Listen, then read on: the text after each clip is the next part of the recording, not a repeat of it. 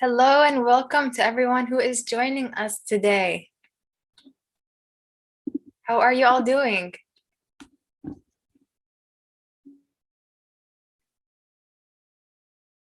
All right, we are still setting up. We'll be starting in a couple of minutes, but we want to say welcome for those who are here. We are very happy that you are with us, and we are excited about the Zoom lesson that we are doing today. This is something that has been on my heart for a while now, and we're excited to be talking about this very important topic called Bible history. But before we get into that, we'd like to talk to you a little bit kind of about things that are coming up as well, things to kind of keep in mind as we are studying today. So first of all, this Zoom meeting is also showing up on Facebook. So those who are joining us on Facebook, hello and welcome. We're excited to have you here.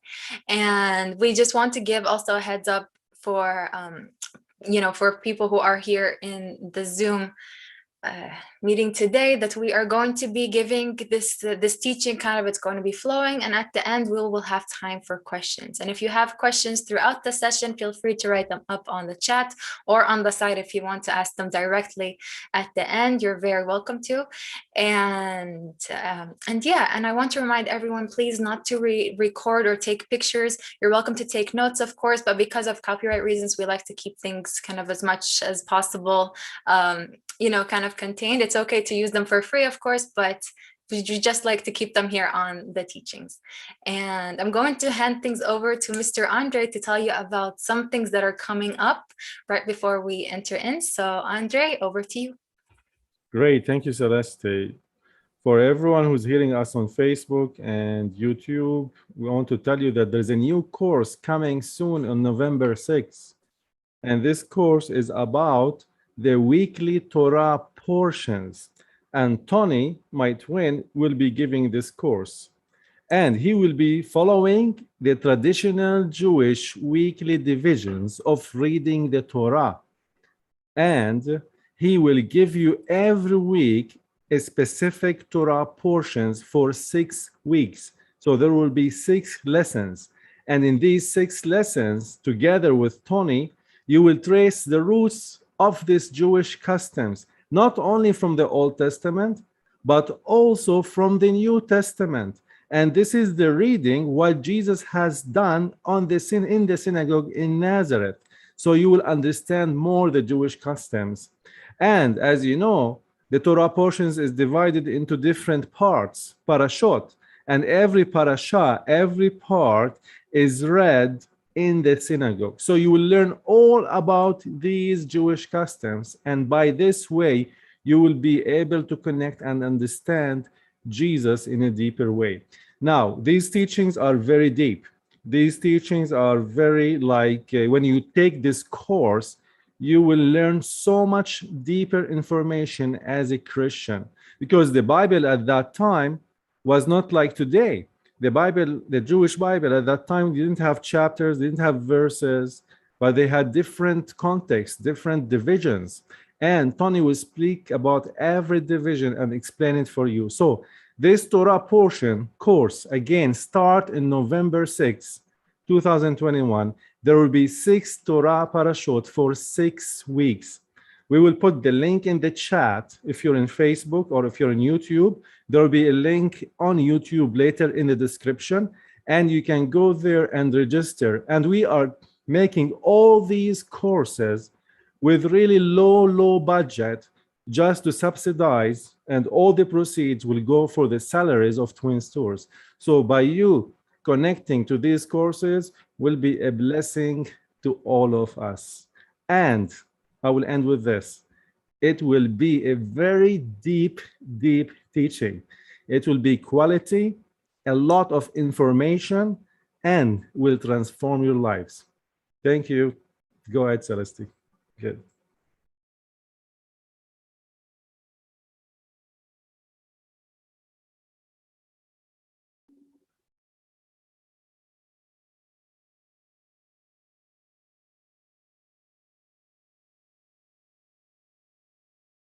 So these teachings, there will be more coming too. There will be also Aramaic classes I am preparing all these classes, and I will teach you the Lord's Prayer in Aramaic. So after the Torah portion courses, I will start with the Aramaic courses. And if you want to understand the Bible, and if you want to understand Torah in a deeper way, and if you want to understand the Lord's Prayer in its original language and its an original context and culture, the way that Jesus, today's scholars, we know words that came out of Jesus' mouth, sentences came out from Jesus' mouth. And I will teach you now a few sentences that Jesus said and in Aramaic. So I'm gonna focus on the Aramaic language, and Tony will focus on the Hebrew language. But let me tell you something, a word in Aramaic, and I want you to repeat it after me. Every week I can teach you a few Aramaic words. So I want you to repeat this word after me.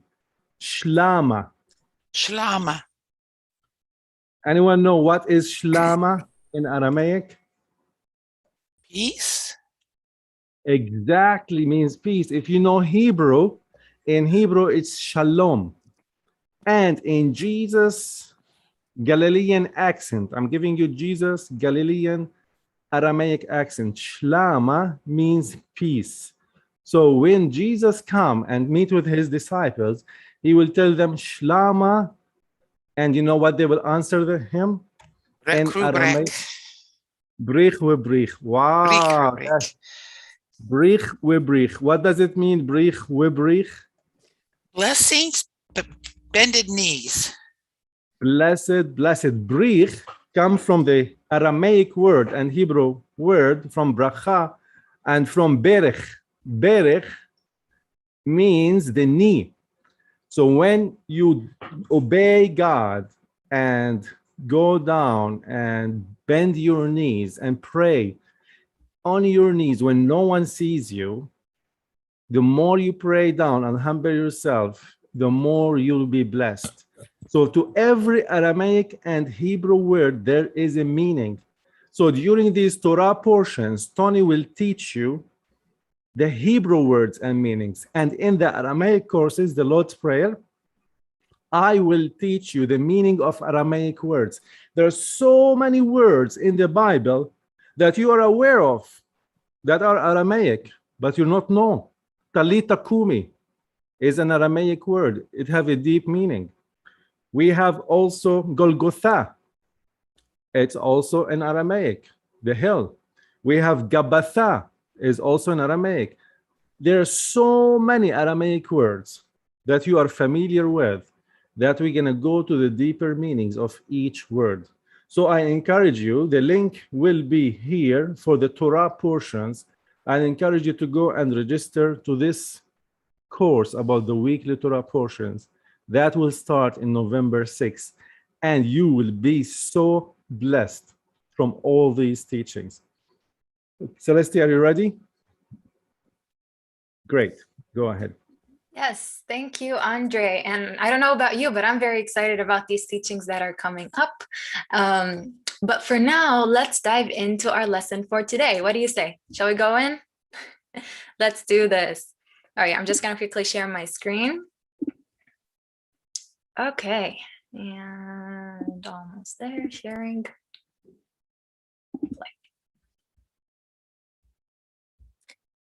Okay, so today we will be talking about Bible history or the Bible timeline. We're basically going to have an overview of the different Bible stories and how do they fit in this timeline of the Bible. Most of us, we read the Bible in different times. Sometimes we go, from beginning to end, and sometimes we just read different parts. And some of us may have a hard time figuring out, okay, well, which story comes first? We obviously know Adam and Eve comes in the beginning, but then we hear about Abraham, we hear about Daniel and Esther and Jonah, and sometimes it's hard for us to understand, okay, well, where do they fit in the timeline? So this is what we're going to be doing today. We're just going to have a general overview together, and I am very excited about what we will be talking about today. So first thing to keep in mind is that the Bible is one big story. It's not just stories that are collected and placed into a book, but rather there is a direction that the story is going. There is a beginning and a middle and an end, and it goes very much chronologically. And if we look at here on the right side of the screen, you would see that the Bible books are kind of separated into, let's say, categories. And you would see that some of the books are considered history. And these history books, you do follow chronologically. And in general, when you read the Bible, it does follow this one kind of chronological line. Now, we will be mostly focusing on the Old Testament here, but we will be talking here and there a little bit about the New Testament. And as we are going today, you will see some things that hint to the things that happen in the New Testament as well. And they are very kind of fun Easter eggs, as some people call them, that really connect with kind of with what happens later. All right. I'm just making sure we're here. A second. Okay. So again, this is another picture of showing just the different Bible books and how they fit into the story. The main history books are the ones in green right in the middle. You see that Chronicles overlap with Kings and Samuel, and that's because they follow the same stories. But then we have the books like different, more poetic books or different prophets and how they fit into these stories. But what we'll be following is basically the main story from beginning to end. So this is kind of a little bit of a summary of what we will be going in.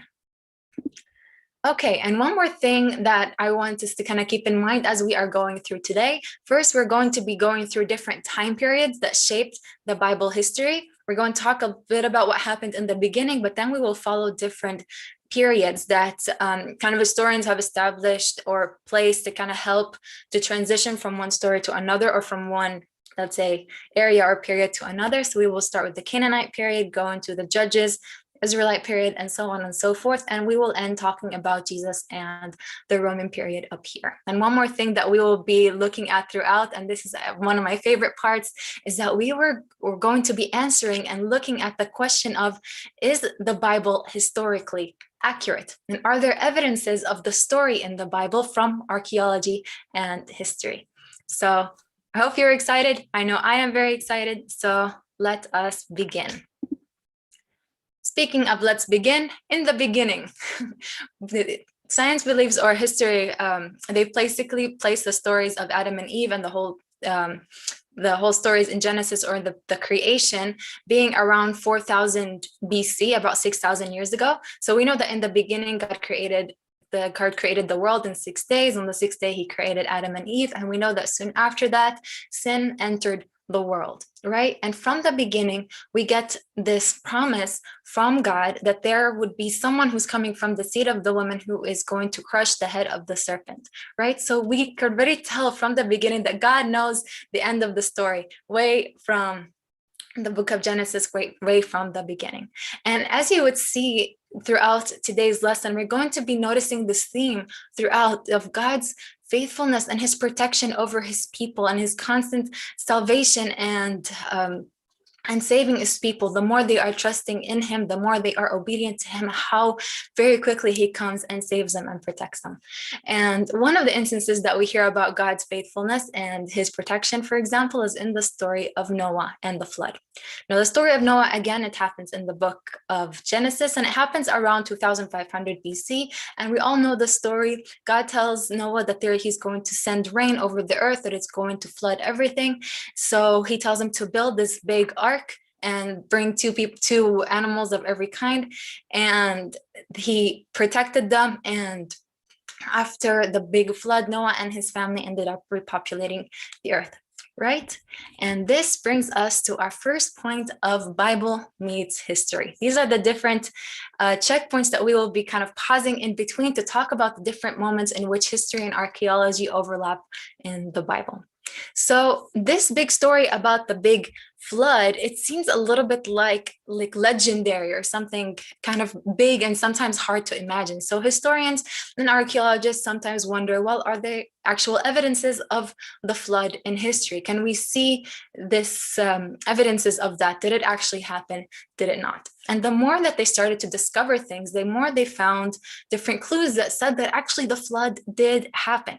One of the things that they found, for example, are different books or stories from very ancient times, from the Roman times and the Greek times, and even the Babylonian times. There were different kind of mythology and epics and stories that were written that mention a great big flood. And for example, we have the story of Deucalion and Pyria and the Epic of Gilgamesh and so on and so forth. And I'm not saying that mythology is true, but what I am saying is that the great big flood must have inspired these stories to be written way back then, thousands and thousands and thousands of years ago.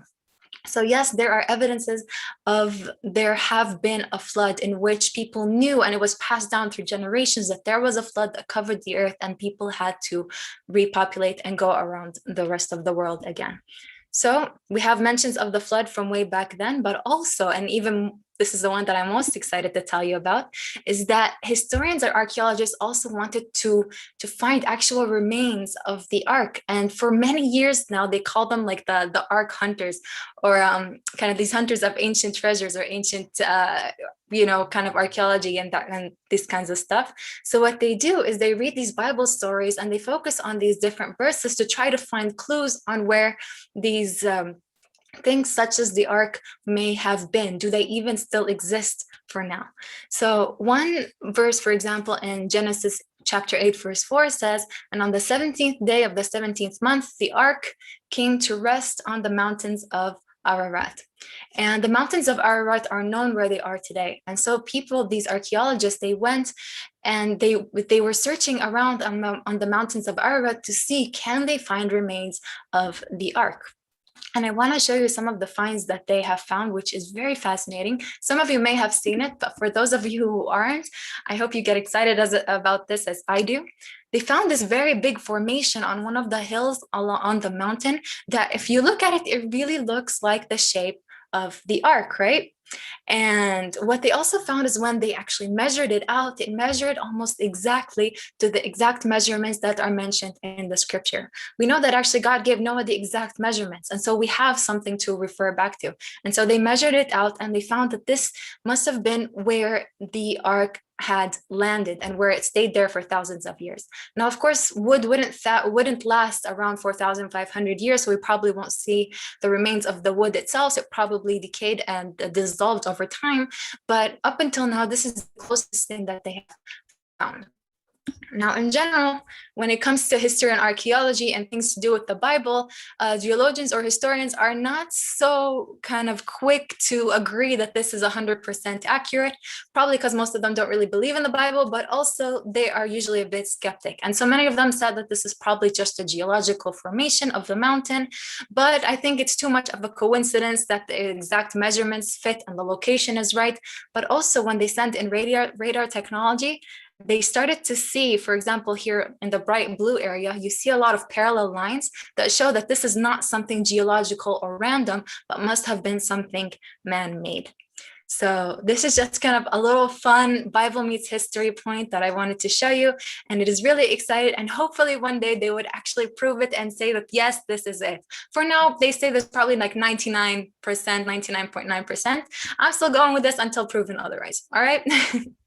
So yes, so we were talking about Noah up until now, and the stories of Adam and Eve and Noah and the other stories, they all happened in the book of Genesis. Now you would see right underneath the title, where I'm going to have a title almost on every slide, you would see the years, which, as I mentioned, the beginning was around 4000 BC. And right beside it in parentheses would be a Bible book, which is believed to have been the stories that were taking place, or the stories that are mentioned during this time, or during the kind of what is mentioned on that page. Okay, so up until now, and for quite a few more slides, we're going to be talking in the book of Genesis. So as mentioned, that was in the beginning. Noah happened around 2500 BC. And the story of the Tower of Babel is believed to have been kind of around 100 years after that, not much long after that, because we know the story that the people were all from one language. They decided to build a big tower, and God decided to introduce languages so that they would disperse and actually go and live all over the world. So that is believed to have happened around this time. All right, and from there we finished this period of in the beginning, and we're actually entering into more the history periods that were mentioned in the timeline earlier. And so we're entering a period called the Canaanite period, and it's the main period in which we hear a lot of the stories that happened, like the Abraham and the patriarchs and so on and so forth. And in other places in like the history books, they also probably refer to this period as the Bronze Age. All right, so just kind of, if for those of you who are familiar with history, it's around this time. So the Canaanite period. Canaanite, of course, it references the name of Canaan, or the land of Canaan, where most of the stories took place. And the name Canaan is actually the name of he's a grandson of Noah. So Noah had 3 sons, Shem, Ham, and Japheth. Now Ham's son is called Canaan. And so Canaan and his descendants were called the Canaanites, and they settled mainly in this land. And from here on out, we found that this land of Canaan is the main land in which most of the stories of the Bible take place. But it wasn't called Israel or Judea at the time. It was still just the Canaanite period. And so we start to hear, as I mentioned, about the patriarchs, Abraham, Isaac, Jacob, and so on. So God calls Abraham all the way from Ur of the Chaldeans and brings him here to the land of Canaan. And these stories begin. He promises him his descendants will be as numerous as the stars in the heavens.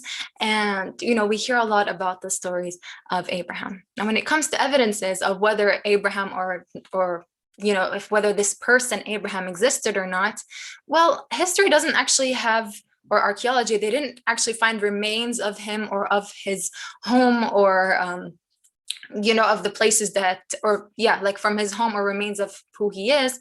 But to be honest, that's not really a deal breaker, because we also know of Abraham that he was a nomad, or he was nomadic. He traveled from one place to another. He lived in tents.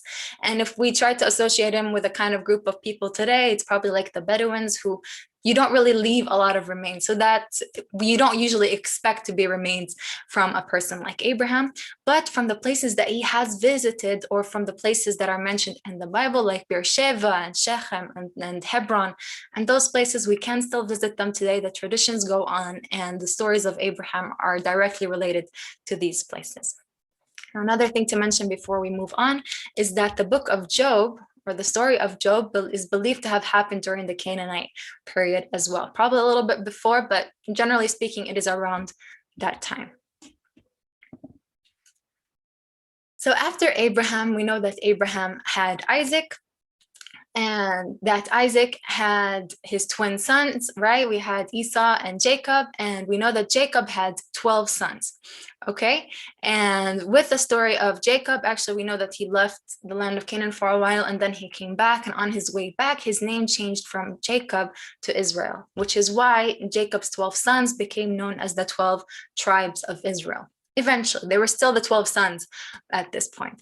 And from here, we start to see that there's a shift in the story, taking them from Canaan down into Egypt. You know the stories, of course. Jacob had a favorite son, Joseph. His brothers didn't like him so much, so they sold him into slavery.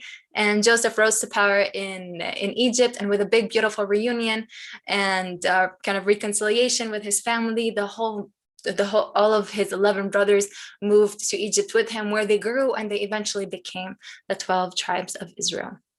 So again, the story a little bit moved from the Canaanite period down, or from the Canaanite land, the Canaan land, to Egypt. One thing I forgot to mention, that the Canaanite period is believed to have been around 3600 BC until about 1200 BC. Okay, and it's still going on. We're still kind of in the middle of that. And so, yes, the story shifted and moved to Egypt. And with that, we're doing another little checkpoint, another Bible meets history. And this is from a little bit later, from around 12,017 BC, but they found this kind of slab of stone, which they called a stele. And this one specifically is the Merneptah stele. And a stele is basically the slab of stone which has writings on it, which declare like a victory or the life of a person, probably like an emperor or a pharaoh or something like that. But this one specifically, interestingly enough, mentions the name Israel. And it's one of the earliest mentions of that name. And it's actually mentioned Israel at the time because it is believed that they didn't pronounce the letter L, but Israel or Israel is mentioned on this stela, on this kind of big stone, along with a few more cities in the land of Israel. So I think this is another kind of fun fact that it is mentioned way early on in the beginning, from the time where we're kind of close to the story of the time in Egypt and a little bit later. Now, we're just doing an overview of the stories. Most of them, we're just kind of running through the story line. We're heading in one direction. So while they are in Egypt, we know that the 12 tribes of Israel grew in number and the Egyptians were becoming threatened by that. They thought that maybe this group of people who are going to overcome us and they're going to take over the country. So instead, they decided to enslave them. And we know that the Israelites called out to God, or the Hebrews, they called out to God for a savior, and God raised Moses and sent him to deliver them. And so Moses goes to King Pharaoh, or to the Pharaoh, and he tells him, let my people go. And the picture we have here, of course, we know that God sent the 10 plagues, which finally convinced Pharaoh to send them out. And they finally get to the Red Sea. When the Pharaoh returned and kind of coming after them, the sea split wide open. And God said, let his people walk in on dry land. Now, again, these kinds of stories of things happening in Egypt that are so great, like the 10 plagues and the parting of the Red Sea and this big group of people leaving the land and so on and so forth, historians say, well, if that was that big of a deal, it must have been mentioned in history, right? Now, in many cases, some things in history may not have been found, but I mean, you can't completely disrule it immediately because one, they could still be probably hidden and we still have to look for them. But also second, the other reason why they're finding a hard time finding them is probably like the Egyptians, you don't really want to write about their failures, but rather write about their victories. This is another reason. But also, some say that maybe the dating that the historians have for the time of the Exodus must have happened at a different time. And if that is the case, there are different kind of theories and stories that actually mention some things that are very parallel to the stories of the Exodus. And I want to mention a couple of them. For example, they found this papyrus called the Apower Papyrus, and I put a question mark here and there because it is not 100% proven that this is related to the Exodus, but I still think it's fun because it does have some parallels, which you will notice and recognize. I wrote some of the things out that are mentioned in this very long papyrus, this very long writing, and one of the things, for example, that is mentioned in the papyrus are things like the river is blood, or everywhere barley has perished and the land is without light. And you can already recognize that these words very much remind us of the different plagues, like darkness covered the land, right? Or that there wasn't enough food, that the cattle were struggling to survive. Obviously, the river's blood is a very clear one.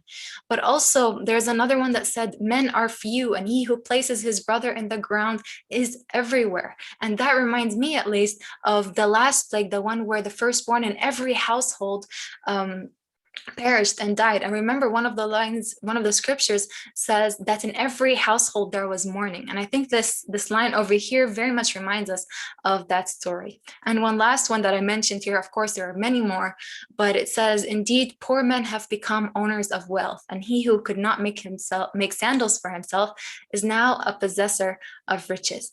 And I don't know about you, but this reminds me of when the Israelites left Egypt. They were asked to actually go into their neighbor's house, and their neighbors gave them things to take with them. So the Israelites did not leave the land empty-handed.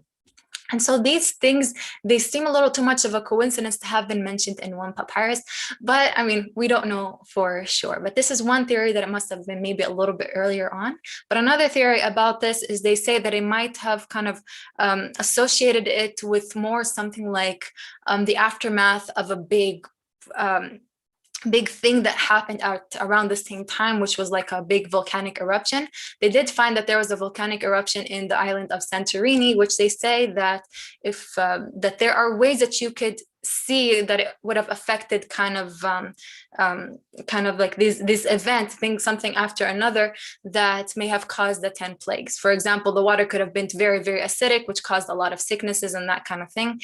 But if you want to hear more about that, I recommend that you search it up on your own time. And if we ever have a chance to talk again, I would love to hear about it. But just things to kind of keep in mind, these different theories. Now, the older back we go, the more time we go back in history, it's harder to find proofs because time is moving forward. But the more modern we come, or more later on in the Bible history, we start to see facts that are a little bit more proven. But the more they are further behind, a little bit harder to find like the exact dating and that kind of thing. And while history is getting better and archaeology is getting better, I think there is still a chance for it to get even more better and more accurate as time moves forward.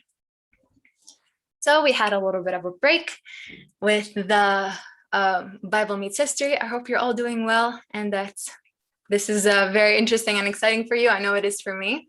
So we are going to continue in the history part, and then moving on with the story. So we know they crossed the Red Sea and they stayed for 40 years in the deserts. And it's during this time that God shows them his faithfulness and his provision. He provided, for example, the manna and the quail so that they don't die from hunger in the desert. He sent water from a rock, right? He led them by a pillar of cloud and a pillar of fire. And he even told them to build a tabernacle so he would be with them wherever they are going while they are wandering in the desert. And these stories of the time in the wilderness are mentioned in Leviticus, Numbers, and Deuteronomy, and partly in Exodus as well. So here we are moving forward in the story, and we're nearing kind of the end of the first 5 books. And from here, we start hearing about the story starts to transition into the promised land. Now, right before we get into this, I want to go back 40 years for right before they entered the wilderness. And I want to ask, did you know that actually it could have taken them only 11 days to get from Egypt to the promised land? Yep, it shouldn't have taken them very long. But we know of this very important and iconic story that happened right before God sends them into the wilderness to wander for 40 years. And that is that Moses sends 12 spies into the promised land to see this land that God was giving to them. And 10 of these 12 people actually came back complaining. They couldn't trust that God was going to protect them and that he was sending them into something good, and instead said that they are going to crush us. We can't do it. We can't go in there.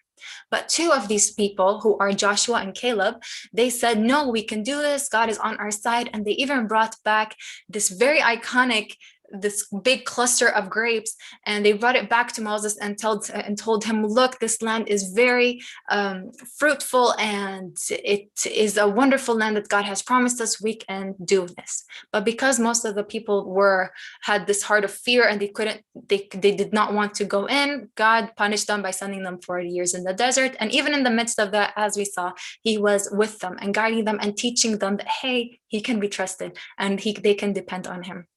Okay, and one more fun thing to kind of mention about this picture right here, or this kind of iconic scene of the 2 people and the grapes, it became the symbol of the ministry of tourism today. And it's those 2 people that decided, actually, despite everything that they're hearing in the world, despite of everything that is bad that they hear about this land that is over here, they decided to see the goodness of it, and they decided to see God's promises in the land. And so you could say that these 2 people right here were the first 2 tourists, and every other tourist are all the other visitors, and you guys are following in their footsteps and seeing the goodness of the land. So one of these 2 peoples, as mentioned, was Joshua. And from here, the story transitions from Moses kind of to Joshua. He gets given the mantle, and he's the one who brings the people from the wilderness and takes them into the promised land. And we know this very amazing story that happens as they were entering, is that they're faced with this big city called Jericho, which had its big walls. And we know that the walls came tumbling down. Right? This story kind of happens right as they are entering. And when they entered in, finally, it was time to give each of their tribes their allocated or designated land for them to live in. Okay, and these stories, of course, because of the main character, they're mentioned in the book of Joshua. Okay, so now that we have kind of come out of Egypt and been in the wilderness and coming back into the land, we start a whole different time period. We finally finished the Canaanite period and are entering the Judges period, or the time of the Judges. So it's believed to have been around 1200 BC and continued until around 1004 BC.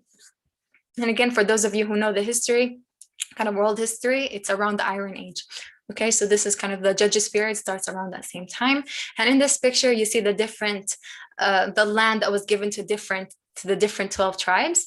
And what happened in the book of Judges, or the Judges period, it is that this time was kind of led by this group of individuals who were called the judges. And basically they were prophets that God was speaking to, and they were leading the people during this time, during the time where they were kind of taking ownership of the land that they were given. And as the name suggests, it all happened in the book of the Judges. So they were going around the land of Canaan, and they were dealing with different oppressors or different people who were fighting them along the way, like the Edomites, Moabites, the different tribes of the Canaanites, Midianites, Ammonites, and also the Philistines. Here's supposed to have been a break right there. And yeah, so we hear about different stories here in the book of Judges. And like we hear, for example, about Deborah, we hear about Gideon, we hear about Samson, and many of these people who were called the judges, and they led the different groups of people, and sometimes actually during the same time, but just in different places, because the people were it wasn't a kingdom. There was no king or leader over them. It was just God and these prophets who were leading and guiding the people. And the story is slowly going to be shifting from now on. But I do want to mention these two other kind of prophets that were very important to the story. One was Eli and the second was Samuel. And I hope you remember the story. Samuel was a little boy, and remember he heard the voice of God. He went to Eli, and God was speaking to Samuel from when he was very young, and Samuel ended up becoming the last judge over the people, because we slowly start to see that it's going to shift to this period or this era of being led by the kings, but it's not quite there yet. Now, it is also believed that the book of Ruth happened during this time, during the period of the Judges. And it's pretty easy, this one, to figure out, because we know that Ruth came from Moab right here. And she moved into this land of Canaan, and she, or the land of Judah, and she got married to Boaz, who was an Israelite, and they had their son Obed, and Obed was the father of Jesse, who was the father of David, who became one of the kings of Israel. So we already see that it's connected that way, that it must have happened during the period of the Judges. And that gives us a hint that we are about to talk about David in the next slide. Okay, so the year is around 1025 BC. Israel asks for a king. Up until now, they are living in tribes, different groups of people in different parts of the land, and some of them are actually separated from each other. And they were going to Samuel, who was, as I mentioned, the last judge at the time, or a judge, let's say, at the time. And they were telling him, we want to be like everyone else. We want to be united under one king. Set up a king for us so that we will have a kingdom like the other groups of people. And so Samuel goes to God, and he seeks him about this, and God tells him, they're not rejecting you, Samuel, they're rejecting me as their king. And he still gives them their desire, and he sets Saul to be their king. And Saul was okay at first, but then we know that he disobeyed God. So God instead sought someone after his own heart. And so he sends Samuel to go to a little shepherd boy, or a young shepherd boy, in the village of Bethlehem, and anoints him to become king. And yes, we know about this person being called David, right? David was called and known as a man after God's own heart, and he's someone who trusted God and trusted God's timing, and we saw God's hand over him very powerfully throughout the many stories, like Goliath, and this is just one of the amazing stories about King David. Now, or David still at the time. He's not a king quite yet. Now, we know that also David was not only a shepherd, but he was also a warrior at heart, as well as a musician. And he wrote these amazing Psalms. So the book of Psalms is associated very much with David, although he was not the only writer in the book of Psalms, but is mostly associated with him. So we're putting it kind of around this time. But there are other other writers as well in the book of Psalms, and most of the stories of kind of the end of the Judges period and moving into the stories of the kings or the David and Saul happened in 1st and 2nd Samuel. So David was anointed to be king when he was still a teenager, very young, but it was only at the age of 30 did he actually become king. And when he first became king, he became king in Hebron, which is right down here. Okay, he served in Hebron as king for 7 years before he decided to go and capture the city of Jerusalem. And up until now, actually, Jerusalem wasn't part of any of the 12 tribes. So he chose the strategic location, which was kind of neutral and in a very good place, that he captured it and he made it the capital of the United Monarchy of Israel. And from then on, it has been the capital and very known and famous throughout the Bible and throughout history as well. So this is Hebron right here. Jerusalem is right up there. So the kingdom of David was finally united. Everyone was together under this one king, and this land was bigger than even the land that was today. The borders went around differently. We see that it stretched over to the eastern side of the Jordan River, which is in the land of Jordan today. And in some maps, it even shows that it probably went up all the way into Syria as well. It was a very big kingdom. And it actually got historians and archaeologists to question, well, if King David was this famous of a king and very well known throughout history, why don't they have enough remains from him or mentions of who he is? So for many years, they actually thought that King David was just a legend, that he was just a story that was passed on. They didn't believe that he actually existed until they found this stone in an area called Tel Dan, which is in the northern part of Israel, and you can visit it today. It is very, very beautiful, and there are springs that kind of run out from Dan. But the most important thing about it is that they found this stone, which is another stela. Remember, like the Merneptah stela that we saw earlier. But what's interesting about this one is that it specifically mentions the house of David, or in Hebrew, it says that Beit David. And it was irrefutable fact that David was known in history, and his house and his family and his lineage was known from that time. And as I mentioned, if there are some things that we haven't, that they're saying that it don't exist, it's probably because they just haven't found them yet. And this is just one perfect example. And I'm sure there is so much more that is yet to be discovered. And speaking of the house of David, we know that God made this promise to David actually in several different ways, but this is just one of the verses that mentions it. God tells David, your house and your kingdom will endure forever before me, and your throne will be established forever. And we know that this is one of the many verses that actually are prophecies about the coming Messiah. And so people knew, reading these verses and reading the different ones, that the Messiah was going to come, and he was going to come from the line of David. Okay, so David was king in let's say in this land and in Jerusalem for about 40 years or so. All right, but after King David, his son Solomon becomes king, and Solomon is well known as being the wise king, and people from all over the world came to see this wisdom of this king. And we know that he wrote different books in the Bible, like the Proverbs and the Ecclesiastes, and probably Song of Solomon as well. And we also know that King Solomon is also mostly associated with building the temple. Up until now, they had the tabernacle, which was moving from place to place, but this is the first time in history where they set up one location and they built it up for God's glory to kind of be with them there in Jerusalem. And so they set up this big, magnificent temple in Jerusalem, kind of a little bit more above the city. But yeah, so this temple was set up, and we know that during King Solomon's time, there was peace and prosperity in the land.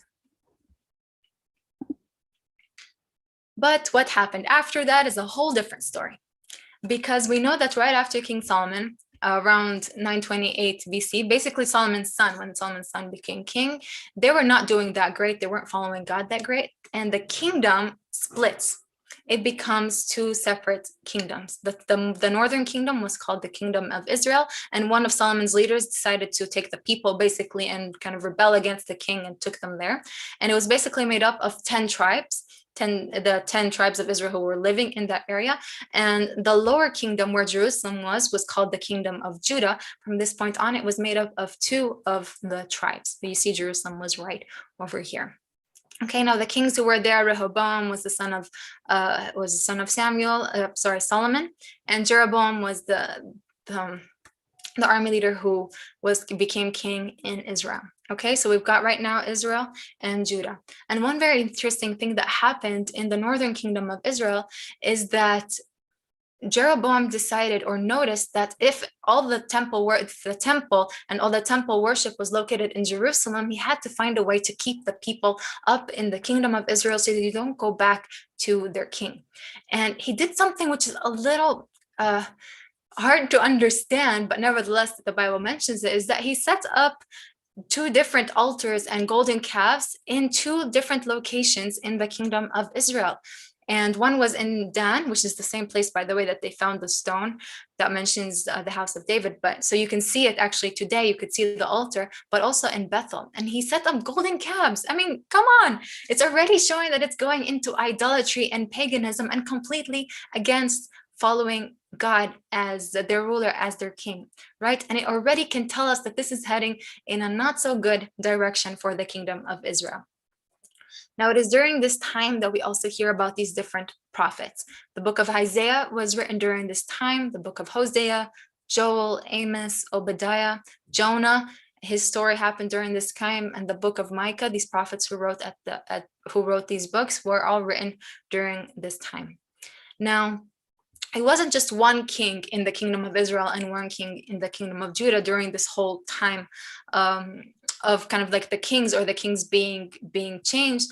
They were a little bit mixed. Some were good kings and some were bad kings. So we hear things like, and this king did evil in the sight of the Lord, or this king was righteous in the sight of the Lord, or this king was perfect in the eyes of the Lord. You had these different kind of labels or these titles or these kind of explanations about these different kings as you would read in these books, like the books of the 1st and 2nd Kings and 1st and 2nd Chronicles as well. They talk about this changing of the different kings that were going on and what happened during their time.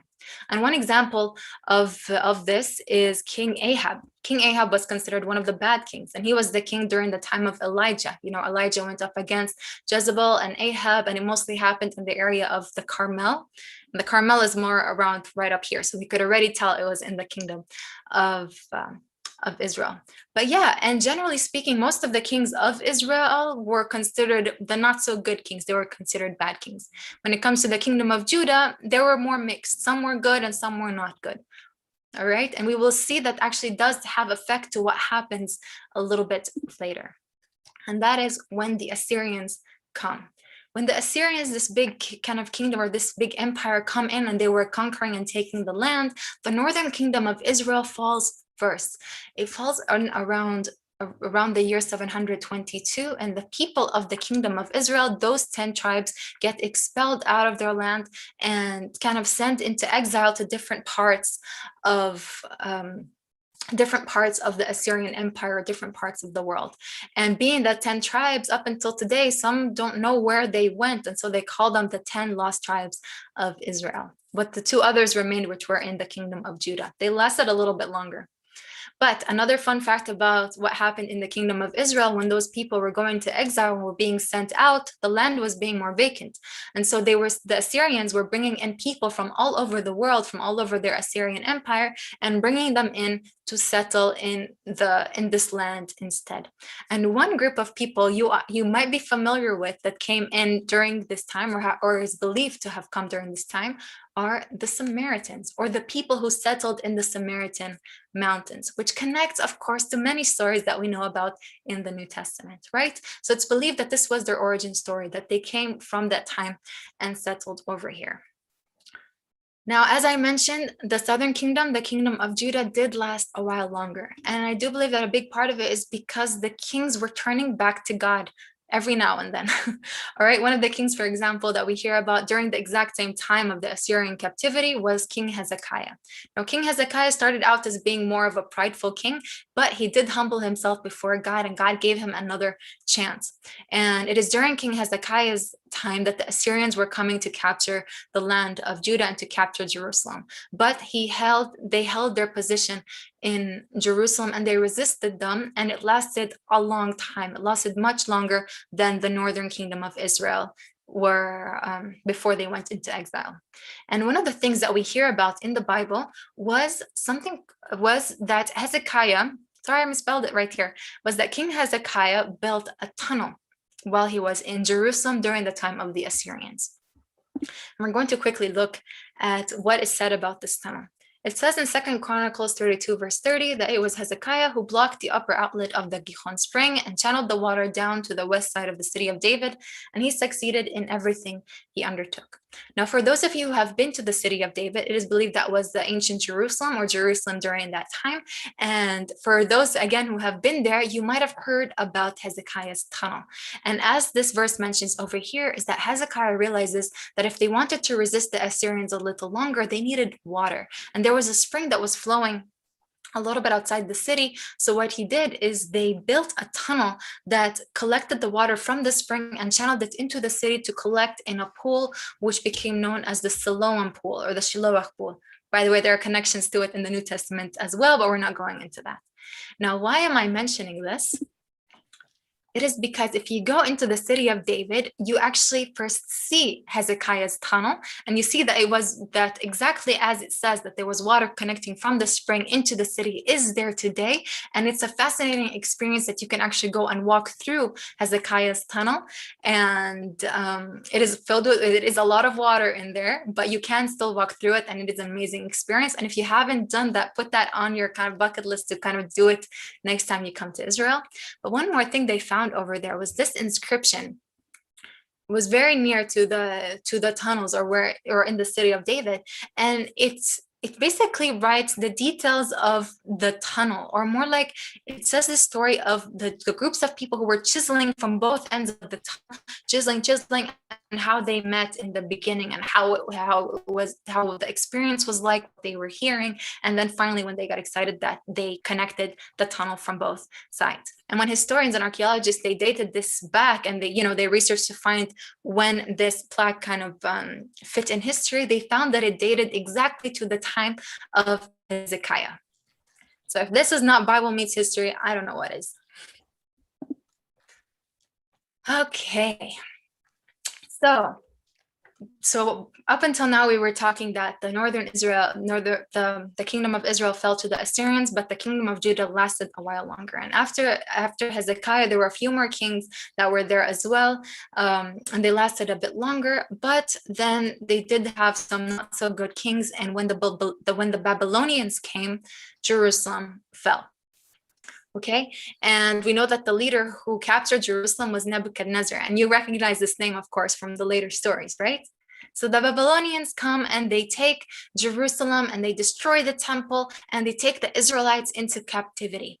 Okay, and this story happened around 586 BC, and it is a very known year because it was very devastating for the people to lose their beloved Jerusalem and to lose this beloved temple that was built by Solomon, this magnificent place where everyone was worshiping. And so it was pretty much a big deal, and a lot of prophets wrote about it in their books. They were mentioned, and during this time, these books were written: Nahum, Habakkuk, Zephaniah, Jeremiah, Lamentations. These were the books that were telling the people, repent, and because Jerusalem is about to get captured and that kind of thing. But we know that Jerusalem does get captured, and they are sent into the 70 years exile. Now, Ezekiel and Daniel are two books that were actually written in Babylon during this time of the 70 years in which they were in Babylon. But before we get there, I do want to mention this one more kind of Bible meets history fact, again connecting to the city of David, and that is that they found these these little clay seals. And what is interesting about these seals is that in the city of David, they found this room which was burnt. Okay, there were signs of a lot of burning, which is believed to have been, the time where Jerusalem was captured. And they found these seals, which looked kind of like coins, were not that big, but they would be sealed over these kind of rolled up scrolls with like rope taped or rolled around it to know, that these books were not opened or that kind of thing. And because they are clay, if the room was burnt, that meant that clay hardened over time, which meant that it lasted and we could see them today. So they found around 50, if not more, of these little seals, and they called them the bula or the bulai. Now, what is very fascinating about these bulai is that they found different names written on each one of them. And some of the names that are written are actually mentioned directly in the Bible, specifically in the book of Jeremiah. And Jeremiah, as I mentioned, was one of the prophets that lived at exactly around that time, during the time of the Babylonian captivity. So one of the names that we hear is Gemariyahu ben Shaphan. And this person is mentioned in the book of Jeremiah 36, verse 10. And he's one of the the scribes of the king who had his own kind of room over there. So he's mentioned in Jeremiah 36, verse 10, the specific person. And also we found the names Yehuchal ben Shalamyahu and Gedaliah ben Pashhur, who were two of the four people mentioned in Jeremiah 38, verse 1, who wanted to set a trap and capture Jeremiah. Isn't this so cool that they found these exact names in Jerusalem right from the time of the Babylonian captivity? So these names and many others were mentioned on these bulai. Okay, how's everyone doing? Are we doing good? Yeah? All right. So right now we are going back to what was happening in Babylon. So I already mentioned that the books of Ezekiel and Daniel were written during this time. And so obviously we're going to be talking a little bit about Daniel and the stories in the book of Daniel. So we hear, for example, that Daniel interprets dreams, right? He interprets Nebuchadnezzar's dreams, and that he was very much loved and known, and he had a big position over there. But also we hear about Shadrach, Meshach, and Abednego, who were thrown into the fiery furnace, but who exited out without a hair on their head burnt, right? So these stories happen in the book of Daniel during the time of the Babylonian exile. But then from here, the story changes a little bit. And I don't know if you've noticed, but in the book of Daniel, the kings changed. We heard about Nebuchadnezzar, but then we hear, for example, about King Darius, who's a very different king, and honestly from a whole different time period. Because what happened is the Babylonian period didn't last very long. The Persians came in and they took over that part of the world. So during the story of Daniel in the lion's den, that was in the Persian period. It was not in the Babylonian period, although it was still in Babylon. So the story of Daniel in the lion's den happened with King Darius, who was one of the Persian kings. And the Persians are believed to have come around 538 BC-ish, something around that time. And one of the things that we know that happened during this time is that King Cyrus decides to allow the Jewish people to return home. And around 70 years after exile, after they were exiled out of their kingdom in Judah, they were finally allowed to come back, and they start rebuilding Jerusalem and rebuilding the temple. So we hear here stories about Nehemiah and Ezra, and they're rebuilding the walls of Jerusalem and reestablishing the temple worship. Okay, so they are coming back. And so they rebuild the temple, but it's not exactly the temple that Solomon had. It's much less magnificent than that was before. And it was a little more kind of built up later in King Herod's time. But nevertheless, this is when it started to be rebuilt again, to hopefully start bringing a little more of their culture and their traditions and their worship back. So yes, Ezra, Nehemiah, Daniel, 2nd Chronicles, these are the stories or these are the books that mention this time period, the shift towards the Persian period. And another fun Bible meets history fact, I'm noticing, sorry if I'm going a little fast. There's a lot to cover, and I also don't notice how much lag time is in between. But here we have a cylinder that was found from that time, from the Persian time, and it's called the Cyrus Cylinder, and it has the story or the decree that Cyrus gave for the people to return back home. So again, it very much mirrors and connects to the stories in Chronicles that mention the full decree of King Cyrus telling the people to return home. So this is another fun Bible meets history fact. Okay, now we're nearing the end of the Old Testament. Okay, so we heard about Ezra, Nehemiah, and from here we also hear about Haggai and Zechariah and Malachi, who wrote books during this time. But there is one more kind of important book that I have to mention, and that is the book of Esther. Now, why am I mentioning this one specifically? It's because when I was saying that the people were returning back to the land, not everyone came back. It has been 70 years for people in exile. So people have already settled in their communities. Some people like where they were living. Maybe the land was pretty good. Most of them, maybe they didn't want to come back and start from scratch. You don't know, but what we do know is that most people stayed in their communities all over the world. And one of the stories that kind of shows that is the story of Esther, which happened around this time after when supposedly people were coming back, but it was located in Persia. Okay, so that was kind of happening around the same time as well. But for those people who were in the land, it is time to restart the traditions and to start to take the traditions and the worship a lot more seriously. But also what needed to happen is that they have to find now a new way to connect these people from all over the world, where up until now everything was directed to be about the temple and the temple worship. But how do you do that when all over the world people can't come all of that at the same time to the temple? So something had to be changed. So from here, we are basically at the end of the Old Testament, and we hear, of course, many prophecies about the coming Messiah and even about John the Baptist, who was going to prepare the way. And yeah, and the Old Testament basically kind of stops or ends. And from here, we enter this period kind of that was given this mysterious name, the 400 years of silence. Now, I'm not going to dig too deeply into this because we did do a whole hour session about the 400 years of silence, which is so exciting and so fascinating. There are amazing stuff that happened in this. And I recommend that you go and watch it to learn about all the great stuff that happened. And you will find it on our website on walkingtheholyland.com. So yeah, but we are going to mention a little bit of what happened over there, and that is that basically there were a lot of changes in power that led to the different things that happened in the New Testament, because we ended with the Persians, but then suddenly in the New Testament we started with the Romans, right? So there was a little bit of a transition that had to happen. So first of all, the Old Testament ended around 400 BC. And it was still around it was still with the Persians at the time. The Persian Empire was there, but the Persian Empire falls to the Greeks and Alexander the Great around the year 332 BC. And so over here at the time, they had the Greeks taking over, and they called also this period the Hellenistic period because there was a kind of combination of different cultures, and the Greek language was introduced and Greek names and so on and so forth. But then this group of people called the Maccabees or the Hasmoneans, who were a Jewish family, decided to revolt against the Greeks because they found they were very corrupt, and ended up taking autonomy over the country for a little short time. So they got into power around 167 BC, and it's during actually that time of the Maccabees and the Hasmoneans that the story of Hanukkah happened, which is why I have the Chanukiah or the menorah thing at the side.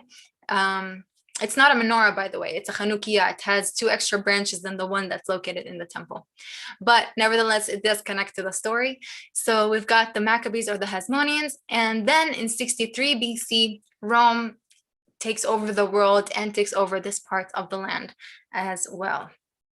And when they are over here, they appoint King Herod to be a king, or to be a client king. King Herod was technically part Jewish or part Jewish convert, but he was chosen by Rome to kind of be a king over the Jewish people, but also directly under them. So they didn't have their full autonomy. Actually, the last time they did have autonomy was probably during the Hasmonean times. So as we are seeing over here, we are transitioning into the New Testament. Now, before I go over there, I want you just to quickly notice the years of King Herod. King Herod is believed to have been king from around 37 BC till around 4 BC. Okay, and I'll mention why that's interesting in just a second. So from here, we enter the New Testament. And we're not going to dwell too much on here, but of course it is worth mentioning. The New Testament starts in the Roman period, the time where the Jewish people are under this Roman oppression and they're paying a lot of taxes and struggling. And so they're more than ever crying out for a Messiah. But of course, they had a specific kind of idea of what the Messiah would be and that he would come and rescue them from the Romans. But of course, God had a whole different idea in mind, which was to rescue them from sin, which happened all the way back in the book of Genesis, right? So we know that Jesus came, and it is believed, or has been kind of passed on, that he was born around 0, which is kind of everything before Christ was BC, and everything after that was like from Christ forward. So we usually associate his birth around 0. But as I mentioned, King Herod was believed to have died around 4 BC after they did some of the calculations, which probably puts Jesus's birth around maybe 4 or even 6 BC. That is not actually really much the point. That doesn't really matter. The point is that Jesus came and that he was here for 33 years and that he spent his last 3 years serving and ministering and healing the people and raising the dead and healing the sick and teaching everyone about the word, about the kingdom of God. And finally he was crucified, and 3 days later he was resurrected, right? So that's the important thing of what happened in the New Testament. And we do know that after Jesus resurrected, he promised that he would be coming back. And in the meantime, his followers were building the church, which started just as in the homes. People were gathering, were worshiping God, and were telling people about God. And it started growing more and more from here forward. And slowly it started to spread even outside of this land. It started in Judea, Jerusalem, Judea, Samaria, and to the rest of the world, right? And so we have the different books in the New Testament, the different writings, the different kind of apostles, and Paul who wrote the different books. And finally, the last book believed to have been Revelation. And all of those books are estimated to have been written around, let's say, 50 to 60 years after the Messiah. So very close in time to after the resurrection happened, and all still during the Roman period. And that set a whole different course to the history of Christianity and the history of the world, because suddenly from here on out, Christianity ended up affecting rulers, affecting countries, and had its effect continuously. Now, when it comes to actually history, does history prove that Jesus existed? History does not dispute that. They do believe that Jesus as a man existed during that time. And there are many references to it. And I'm just going to mention one in this specific case. And it is from a person called Tacitus, who was kind of a scribe who wrote during the time of Emperor Nero. And he says that Emperor Nero falsely blamed the Christians. And he says, he falsely blamed the persons commonly called the Christians, who were hated for their enormities, and Christus, the founder of the name, was put to death by Pontius Pilate, the procurator of Judea in the reign of Tiberius. So this shows us that actually Jesus was known, or Christ was known at the time. As well, it gives us some interesting names like Pontius Pilate, which we know of directly from the story of the crucifixion, right?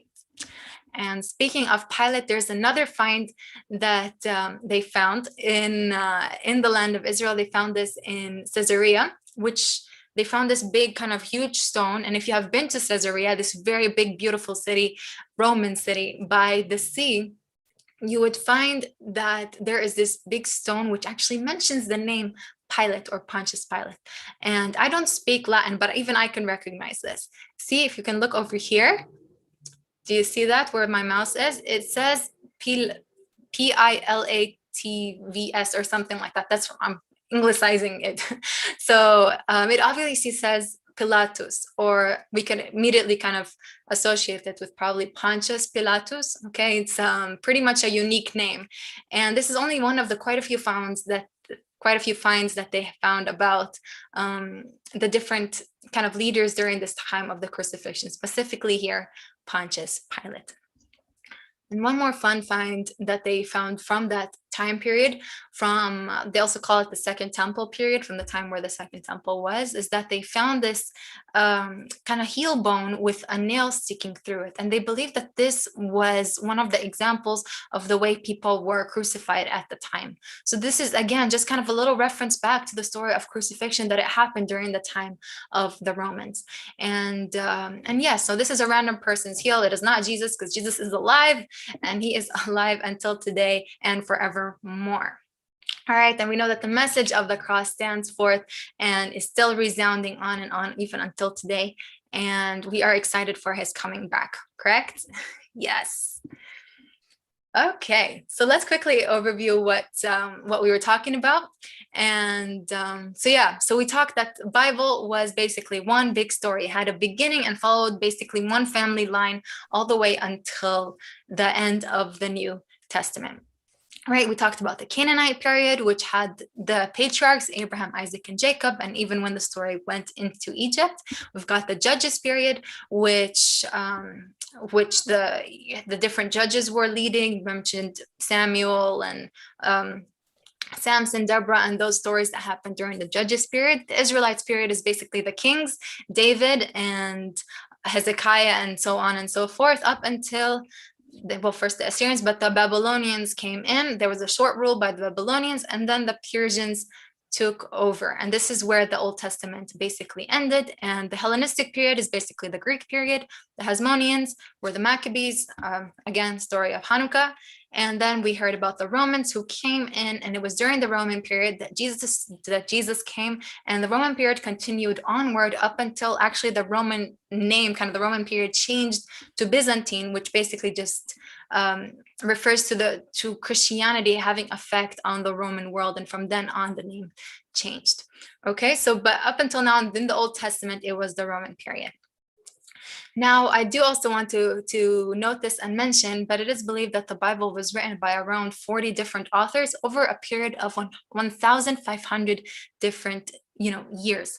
And so people actually got to questioning, well, can the Bible be trusted? Could the Bible have changed over time? Would, different people write about different things? Well, maybe the words, they changed or they transformed over a period of time. Can the word of God endure up until today, up until the books that we are reading today?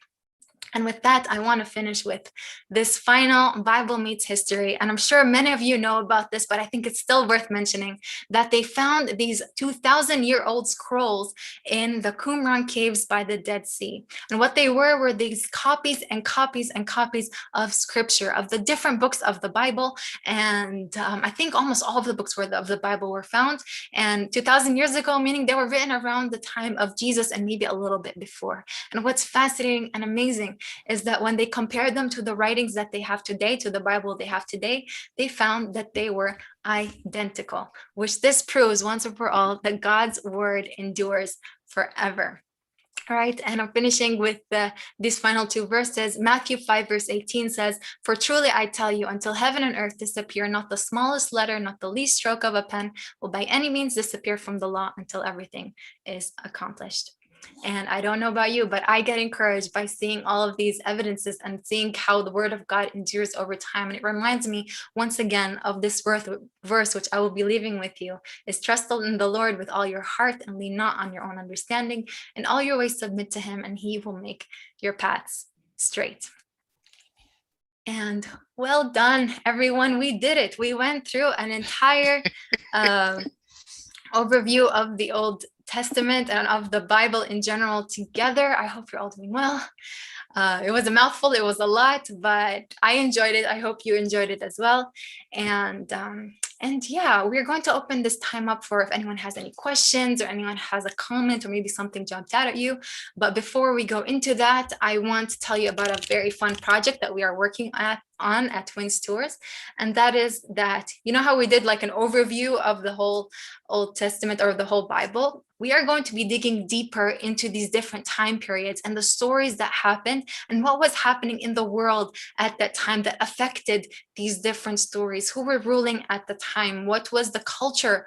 What was it like? What were the different finds that we have from those times? And so we are going to be going out into these different locations in Israel and taking making these like short 30 minutes or so videos of kind of 12 to 15 maybe kind of lessons, and we're going to be digging deeper into this world history or Bible history. So keep an eye out for it. This is going to be something that is going to come out in a couple of months.